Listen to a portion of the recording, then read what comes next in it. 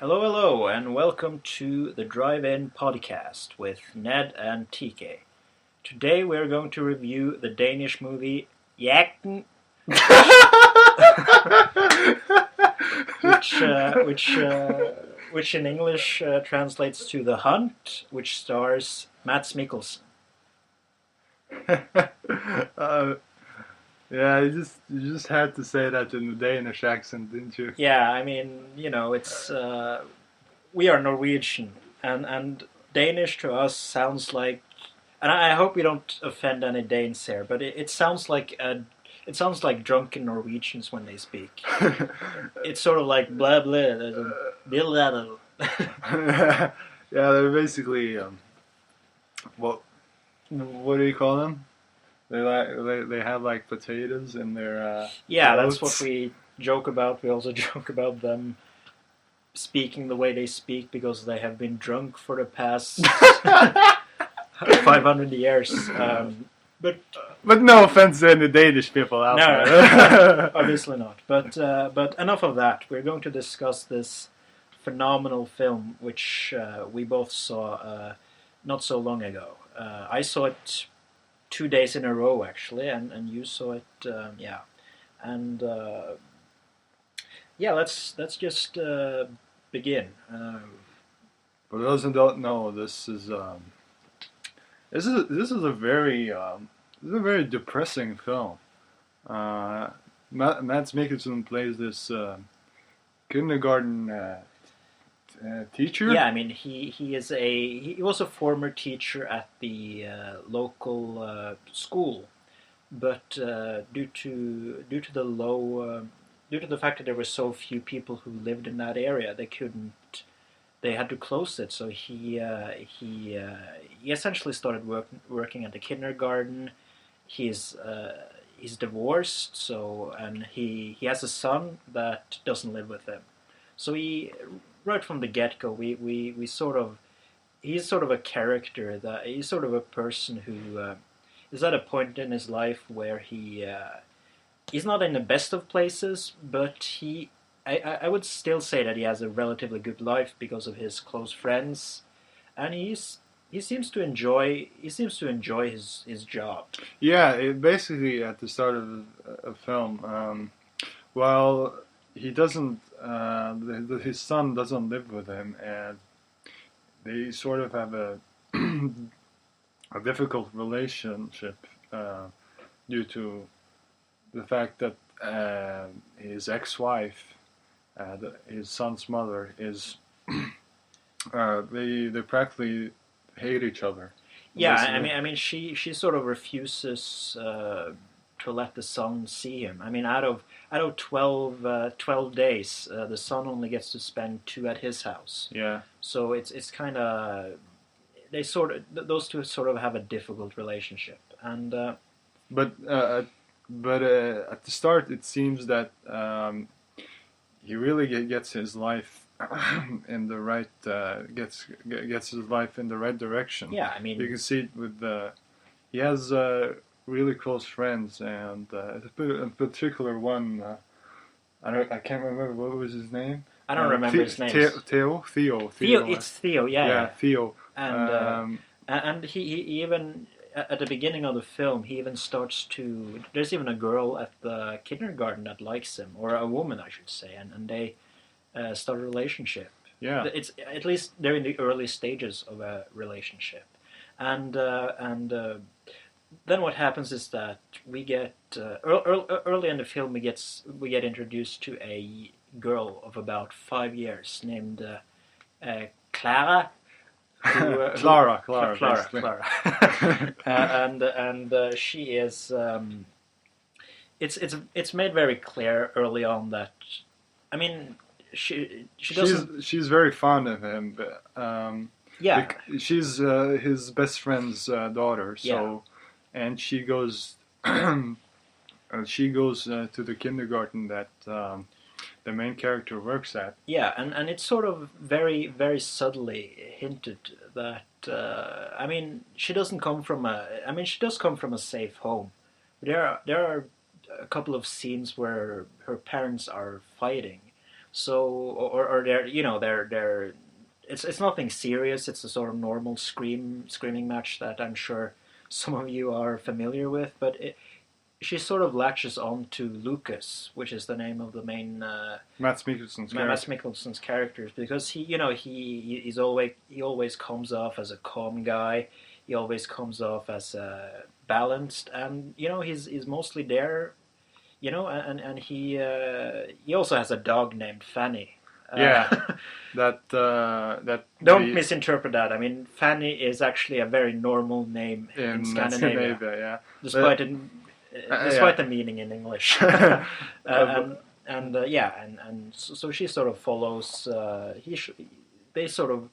It's made clear that they sort of have a close relation. She at least has a close relationship to him. It's more like a second father figure, or It's kind of like an uncle and niece relationship, Yeah, maybe. it is. Hmm. And he takes her to the kindergarten sometimes. And Early in the morning, and and early on, what happens is that she decides to show affection. I mean, I think she in some ways falls in love. It's a sort of young.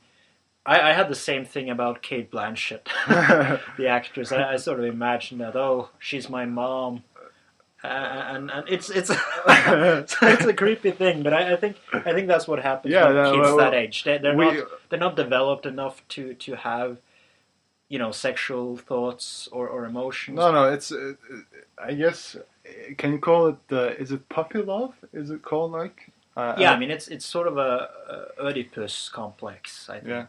He was sort of a Greek. It was sort of a Greek tragedy or comedy where he fell in love with his mom. Oh, that's nice. And what happens is that she sees she sort of she gets exposed to, actually in the beginning of the film, she gets exposed to a pornographic picture that her brother shows to her, which is kind of very uncomfortable if you think about it, because she's only like 5-6 years old. Yeah. And they sort of mention like they sort of mention big cock, hard cock, so childish things that kids do, and she also tries to sort of show her affection. She at one point when he's done playing with some other kids, she sort of runs to him and kisses him on the lips. Yeah. And she makes she sort of makes a heart of sort of a she gives him a little heart. Yeah, that she's made from and he says his reaction is understandable, because she's a child essentially. Yeah. He's a grown man, and he's like, well, never kiss anyone but your parents on the mouth, and go give this to someone else. Yeah. And she doesn't take this very well, and she says something that sort of can be interpreted as pedophilia, because she sort of describes like, I've seen him naked, I've seen him. Well, yeah, the bit, I think it's the head. Was it what do you call it? Principal at a kindergarten? Yeah. The principal, Greta, I think. She asks Clara what's wrong, and you could visibly see that Clara is upset, and she goes on about how she hates Lucas now because he rejected her. Yeah, he basically rejected her, even though he actually didn't. But and she goes on to say that all men have penises or something like that, and the principal takes this in the wrong way. Yeah, because she essentially just tries to say something negative, and she's like, well, penis, dick. She's probably heard her friend, her brother and his friend refer to each other as dicks, or oh, you got an erection, look there. I mean, that's probably what she's doing, and this principal takes it the wrong way, and she also mentions the heart that she shows it to him and says that he tried to give me this. Yeah. and so it looks really scary. And the film just from there on, it's a constant roller coaster ride of Yeah. suspense, and it's one of the most well written and suspenseful and powerful movies I have ever seen. Which is the main reason why I watched it the day after, because it was just phenomenal. I mean, and the acting by Nicholson in particular is phenomenal. He should have been nominated for this, I think. Well, it's a foreign film. I don't know if they nominated. Yeah, they do actually. They do? Yeah, Okay. the woman who was who who was the lead role in Amour was actually nominated for her work. Yeah. Oh, okay. I mean, it doesn't happen on a regular basis, but it it happens from time to time. I mean, I think they should even add like a category: best foreign actor, best. Well, if they wanna, oh, let's leave that for another discussion. We could talk about that for hours. We could. And well, basically, from then on, as we said, it goes on from this, you know, when Lucas is turning his life around, he gets a new girlfriend. Yeah. His son is gonna move in with him. He has a steady job. He's happy with his life. Yeah. And from when on, then when the principal, you know, has these suspicions, I guess. Oh shit, maybe she, you know, Clara Has been raped. Yeah, exposed to. You know, and his world just crumbles down. I mean, yeah, his life turns basically upside down. Because it's what happens is that, yeah, I mean, they bring in a psychologist who sort of they sort of a lot of, you know, I think this movie makes a very good point about accusations of rape and such, because a lot of times people will just assume the worst and just take it from there. Yeah. And they just put this little girl in a context where she had to sit for a room in daylight and discuss while her friends were playing. Yeah. And yeah, she basically wanted to play outside. Yeah. She didn't want to answer questions about Lucas because yeah, she didn't want to talk about him because she felt in a way that he hurt her. Yeah. And in that way that ruins. She can't answer properly, and she just nods at every answer. Yeah, Like the psychologist asks her, did he show his penis, and was there semen? Did you see semen? Oh yeah. Yeah, and she basically just nods. I think she just nods because she wants to go out and play with the other children, and I mean, the funny thing is that they essentially just put words in her mouth. And the other thing that's happened in this film is that all the other adults, they go and ask their kids, like, what did he do? And suddenly everyone claims that they were raped by this guy. And you know, the people in this movie just turn so vicious. Yeah, it just shows how judgmental society can be. Yeah, I mean, I think that's partially what this movie tries to tell. It's sort of like if you are suspected of a crime, if you've done what people conceive as a bad thing, you're a bad person. Yeah, and they will judge you. You will be conceived as a bad person, and that ruins your reputation, right? I mean, it's sad in this movie because this stupid principal decides to call home to his wife while there literally is no evidence, and sort of she tells her that your husband may have raped one of our kids. Yeah, and you know, of course, the mom, being a bitch, I mean, tells her son that your dad might have raped someone, so you can't come there. And that, of course, affects his son, which in the beginning of the film, he's trying to fix that relationship with him, and the son has plans to move in with Lucas. And you know, this whole situation goes haywire, and it gets really. This movie gets. Yeah, I mean, you know, there are points where he can't even go to the groceries anymore. I mean, people his best friend, who he has been accused Of, yeah, not maybe not raping, but exposing ex, himself to, or uh, exposing himself to his best friend's daughter, in an and indecent manner. yeah, and that and basically his relationship with his best friend is destroyed. Yeah, it's basically. shattered because Yeah. he tries to go over there. He tries to. He tries to talk with him and mend things and says and tells his best friend Lucas tells Sia, well, you have to ask her again because Yeah, this is not true, right? I mean, you have to go and talk to your daughter, and the best friend is like, well, my daughter never lies. She's never lied about anything. And that's another thing, though. The Do you mean the blinking thing? no, not the blinking thing, but in society today, it's always perceived as like children tell the truth. Yeah. And I mean, the funny thing is that they even point out in the film that his daughter, that Clara, is a very, she's very creative. She likes to fantasize about things. Yeah. And they just she's very she imagines things. yeah, and the actress who act, she's phenomenal. This young girl.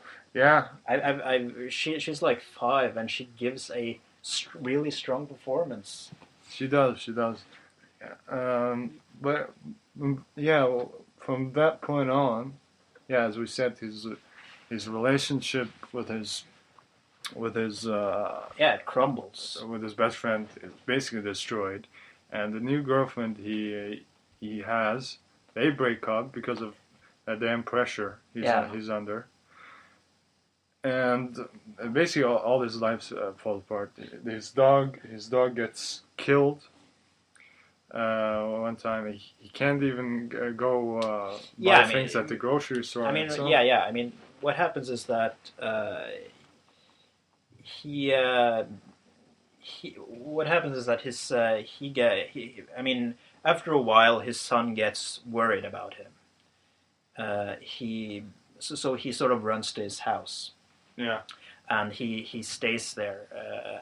And he's inside, and they're talking, and the dad gets. I mean, Lucas gets taken away by the police. Yeah. So the son, who is, I think he's about 14, 15. Yeah, around that age. He's a young kid, and he goes.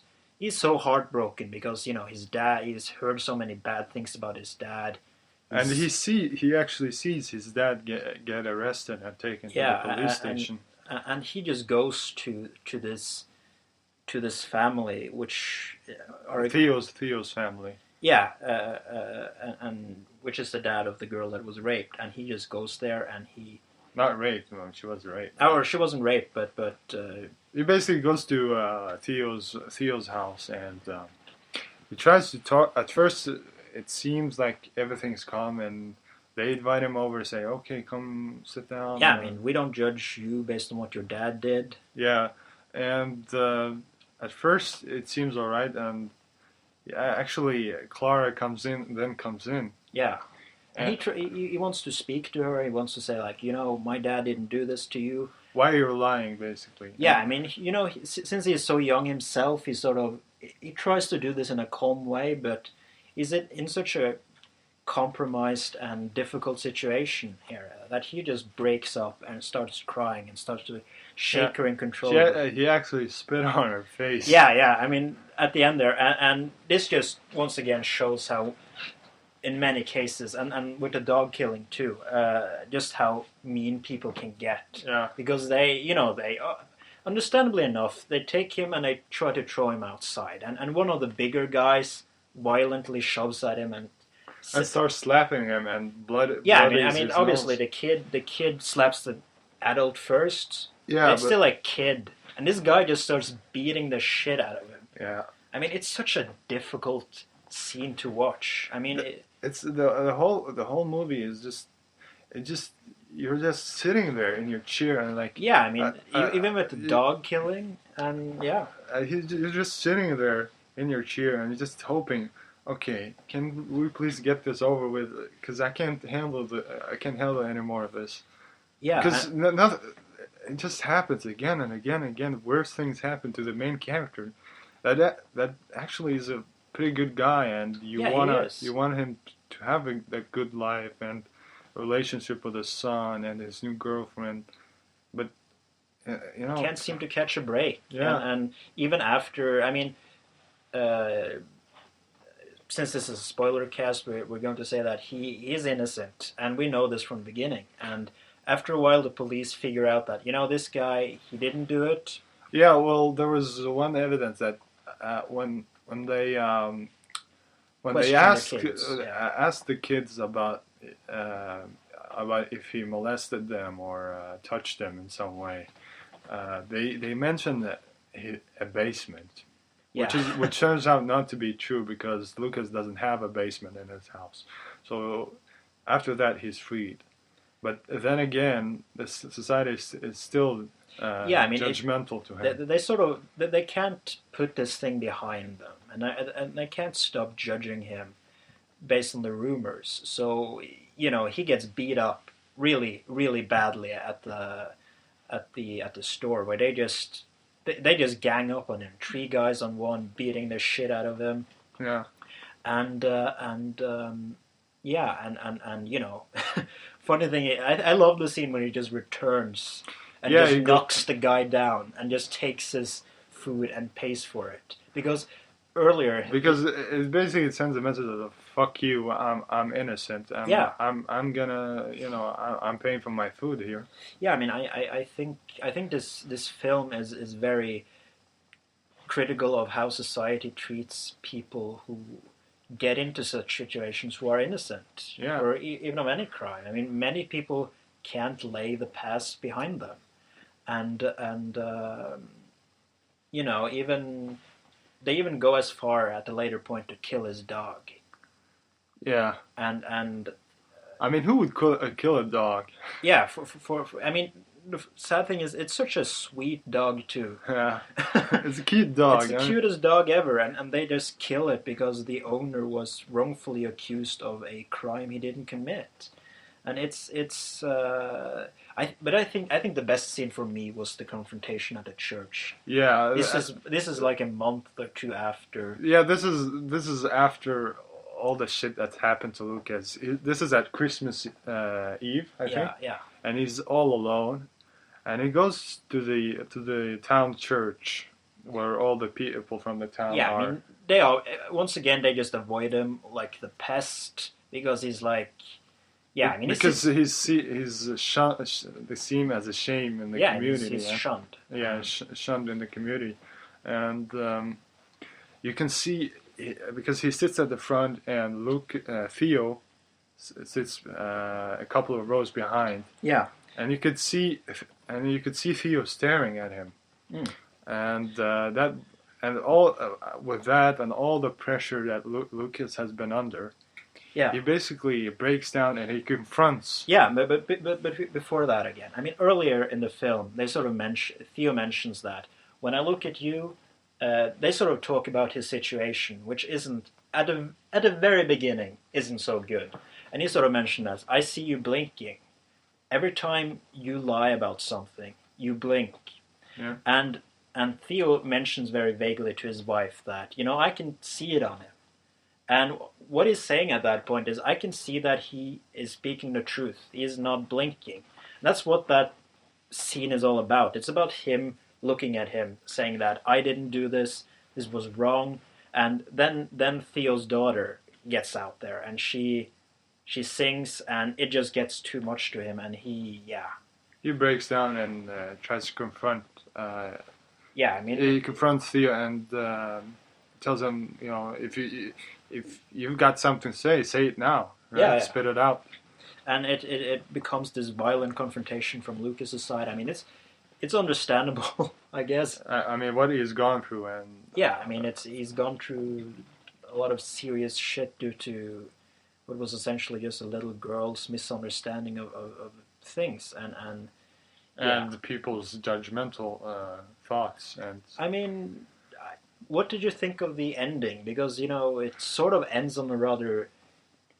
The very very end is rather disturbing and scary. But before that, before the final shot there, what did you think about the fact that it ended well with them? The fact that Theo, or the fact that Lucas gets out of this, that thing at the end, in many ways goes back to normal. Not Yeah. entirely. I mean, we see at the end scene that his Relationships have been a lot better and healed, and yeah, they have been. But I mean, some of his older friends are staring at him in a stiff way, but it seems that Theo has sort of accepted him again. yeah.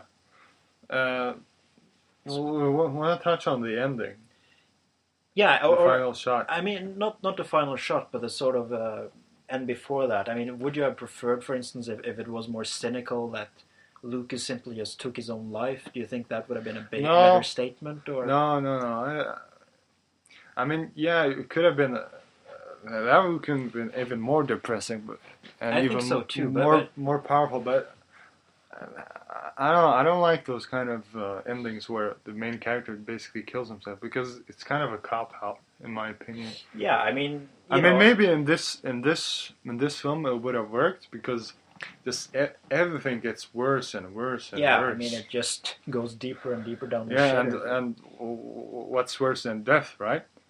Yeah. What's blacker than death? But I guess no. I think the movie ended pretty well. Yeah, I mean, I sort of like that they patched things up. That he's in some ways. That there's still hope, that Yeah. all can be forgiven in And some way. then the ending comes, which the final shot. Yeah, it's Literally the final shot, because they are in this town in Denmark. They love hunting, and they're at this. Yeah, Lucas is a hunter with his close friends, and his son is, I guess, accepted into this hunting crew, adult club. yeah, hunting club with which Lucas and his friends are part of. Yeah. And now his son is a part of it as well. Inducted. Yeah. And so Lucas and his son go hunting, and they split up later, basically. Yeah. And I think Lucas is standing by a tree, and he's aiming for something. He's aiming for a deer or something. Yeah. And it's looking down the sights of his rifle, and somebody shoots at him, but they miss. Takes a shot at him. Yeah, then they miss and hit the tree beside him. And Lucas ducks, and in the panic mode, it looks. There's a figure that we can't really see. It's probably a male that we can't see. It's left rather ambiguous as to whether or not who this person is, and whether or not it is real even. Yeah. And I think Mads Mikkelsen said it was a metaphor. Yeah, and it's sort of like sort of a metaphor of him not, that he shouldn't stay in this community anymore. Yeah. That they will, and that's partially the truth, because we don't really see. Because when I saw it again, I saw that one of the guys who greeted him was really stiff. In his in his facial expressions in his greeting. Yeah. And it was just, and I think that's sort of a good point. I mean, I actually hope that the film almost ended that way with him leaving, because these people treated him so badly. I mean, there would be so much bad blood between them, because because the relationship between him and the community is already that broken it's and devastated. damaged. Yeah, there's too much damage. Well, yeah, that's a great point, I think. And well, the figure, whether it's real or not, we don't see who it is, and it goes away, right? But who would you think it would be? I'm not really sure. I mean, I almost suspected that tall blonde guy. Tall blonde guy? You know, the guy who beats up his son? Yeah, the guy who beats up his son. I mean, maybe. I know the guy who shot at him had a different physique, but it's like, I just hated that blonde guy. I mean, it's like, it could have been the blonde guy, but At the same time, it could have been someone from the grocery store. Yeah, it could have been. I mean, Or- I assume that those guys were the ones to beat up his dog, actually. Yeah, maybe. Yeah, maybe. Or maybe it could have been. You think it could have been Theo? No, No, you don't think so. I mean, I mean, what was sort of the point of them patching it up during that scene at Christmas Eve? I mean, if he wanted to take yeah, I mean, it's the whole point about the film is that Theo throughout the film sort of doubts it. Even when after he has no charges against him, and when he sees that he's been beat up, he wants to go out and comfort him, help him, but his wife simply denies him that, and it's kind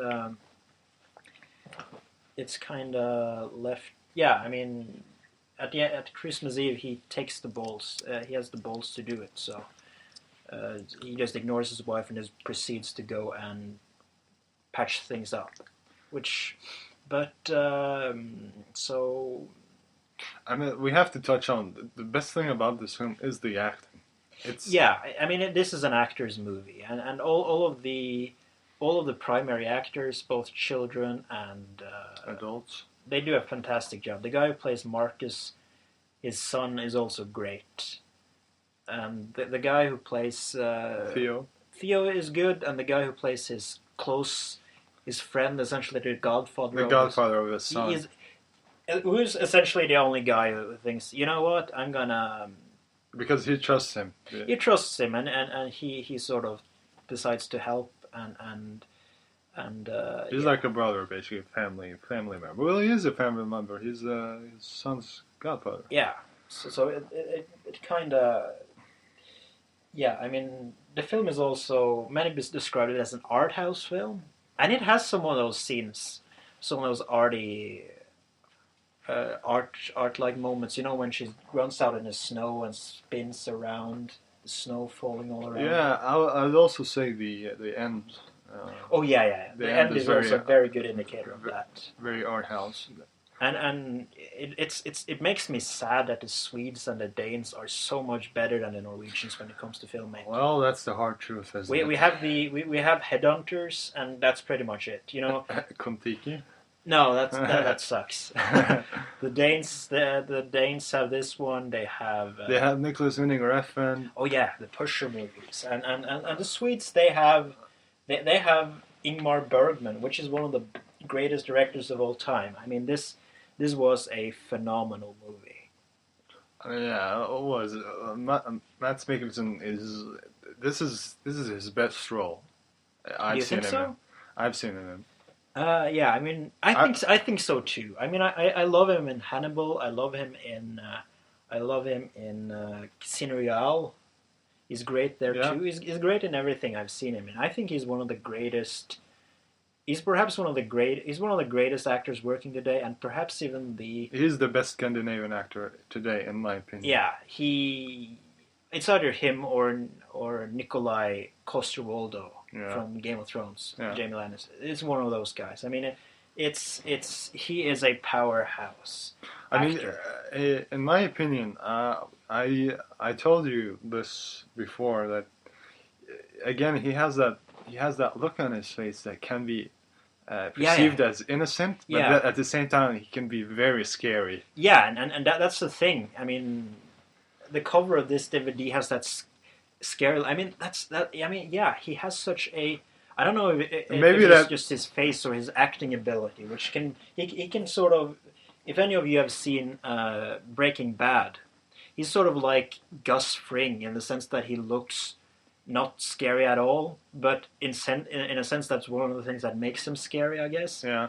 He just looks intimidating when he needs to, and it just comes out here. I think that works perfectly because maybe that's what the society in the film and the people in the film they see, because he looks like an intimidating guy and a scary guy. Yeah. And maybe they perceive him, okay, for sure he's a pedophile and offender, right? But I guess again, that's I guess it points out how judgmental society can be. Yeah, right? I mean, and in many cases, people want to just throw a guy under a bus. So at times, people want someone to hate on. Yeah. They just want someone to beat on, like the bullies in the store. Right. There's like no reason for them to. This one guy just punches him when it's like, why not? Why can't I buy my groceries, right? My groceries. Yeah, and it's this is a perfect movie. This is a great movie on this. A great critique of society of society in the sense that we often judge people before they're properly they're before they're properly before their case have been taken before court, and it's one of the best. I think this is the best movie of this kind that I've ever seen. It's and it's also very. It feels very real and very realistic too. I also want to point out that it reminded me a lot of The Wrestler with Mickey Rourke in the way it's shot, the documentary style, but it's up close and Okay. a moving camera. Yeah, I mean, that makes it feel more real to me. probably adds to the realism. Yeah, Yeah. and it's That's great by the director and the cinematographer.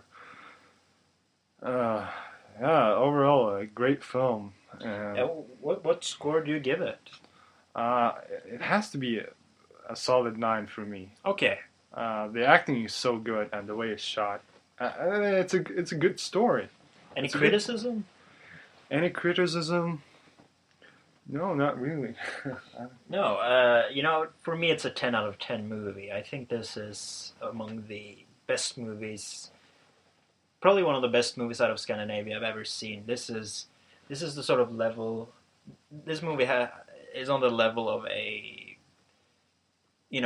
Oscar winner in the U.S. I mean, I know a lot of people hate.